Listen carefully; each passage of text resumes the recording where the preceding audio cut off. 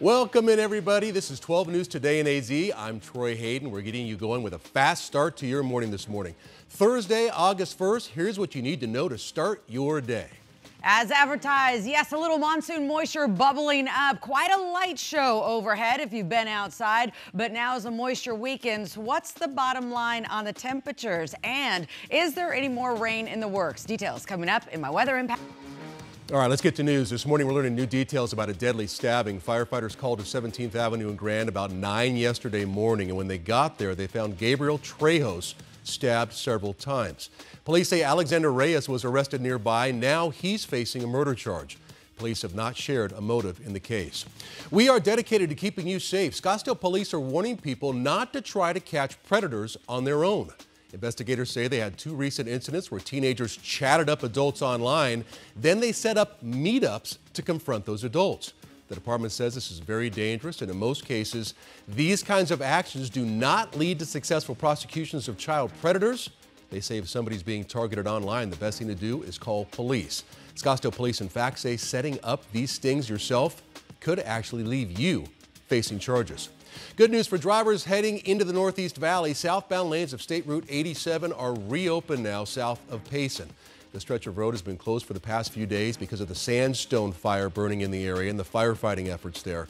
So this is burning northeast of Fountain Hills. The fire has burned more than 27,000 acres, although it is 27% contained. So the road has reopened, but ADOT is urging drivers pay attention because the fire is still active and firefighting efforts are still ongoing. Yeah, that's great advice, especially ahead of the weekend if you're planning on going up north to beat the heat. A wide look across the valley. Just minutes ago, we were completely clear, but it looks like something just popped up possibly on the 17. I'll be checking that out and letting you know. Otherwise, your morning commute is looking really good early on this Thursday morning. Political news for you. We are continuing to follow several key races still too close to call. So this is the Democratic side of Congressional District 1. A lot of candidates trying to get this. Amish Shah now holding a slight lead over Andre Cherney. Marlene Galan-Woods not too far behind. Again, still too close to call. The Associated Press has also yet to call the Democratic primary in the 3rd Congressional District. Yasamin Ansari has 46% of the vote. Raquel Tehran trailing behind her, but again, Ansari leading at this point. Arizona election officials say there's a big batch of results expected to be tallied today to help determine the outcome of these very close races. On the national scene, later today, former President Trump's running mate, J.D. Vance, will be in Cochise County touring our southern border.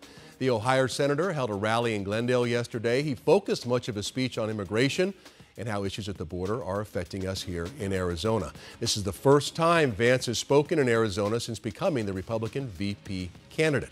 On the Democratic side, Vice President and presumptive presidential nominee Kamala Harris will visit Phoenix next week. A campaign official confirmed to 12 News Harris is expected to announce her pick for vice president in Philadelphia coming up on Tuesday. Then the campaign will travel through several battleground states, including us here in Arizona. So various names have been floated for Harris's running mate, including our own Arizona Senator Mark Kelly. But with the announcement happening in Philadelphia, there's a lot of speculation that it's going to be Pennsylvania Governor Josh Shapiro who will be that likely pick. What's up, Arizona? Good morning, Rise and Grind. I'm Cameron Cox. Have you been watching the Olympics? If so, that's great, but don't forget, a ton of Valley sports happening too as well. You know how we do it here at 12 Sports. We're covering everything. We're back at Cardinals practice today. After a day off, we're going to get an update on center Yel DeFroholt, who left Tuesday's practice a little late in the afternoon with what looked like a leg injury. Hopefully he's okay. We're going to hear from Jonathan Gannon and the boys a little bit later on today. Also, ASU day 2 of practice out there at Tempe. What do the Sun Devils look like? We'll tell you right here on 12 Sports. Remember, happiness is a choice. Go out and make it a great day. And Troy, welcome to the team.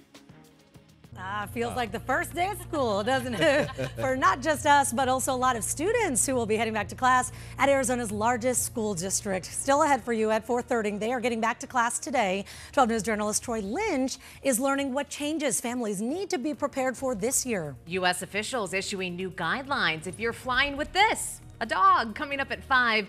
Why the process is becoming more complicated starting today and what it means for your canine companion. Plus at 5:30, 12 News anchor Tram is live from Paris, speaking with Olympic gold medalist Jade Carey and her family about their time at this year's Olympic Games. And at 6, airlines still recovering from the CrowdStrike glitch last month. how much money they lost, and the fallout for travelers.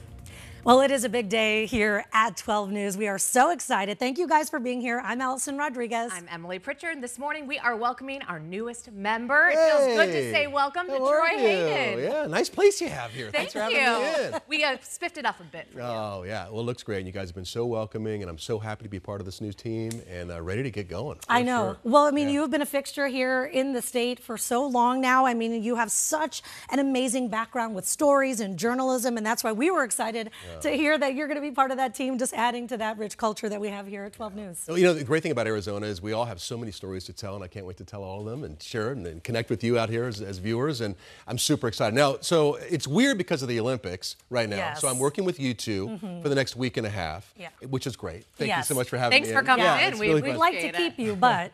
And then at 7:30 p.m., I'm going to be doing the Olympic zone at night. But my actual shift is going to be the 4 and 5 p.m. working with Tram and Caribe, and then Mark at various times as well. So super excited. Yeah, see, that's the team. There you go. Look at him. Look at Right. the foursome there. We've had a chance to talk with Tram a little bit too, and Caribe, I'm sure, who are just so excited to work with you at 4 and 5. And so we're excited about this lineup. It's like our own Olympic team joining us. Well, we're going for a medal for sure. Of the gold. Yeah. Always the gold. Yeah, top the gold. Of the Yeah, no, I mean, I love how 12 News, we're all about journalism, and that's important to me, and that's really one of the main reasons, the main reason that I made the switch over here. So let's get going. That's right. We know you're dedicated to journalism, dedicated to you, and Troy, we're so happy to have you. Okay, so we've had a Troy sighting.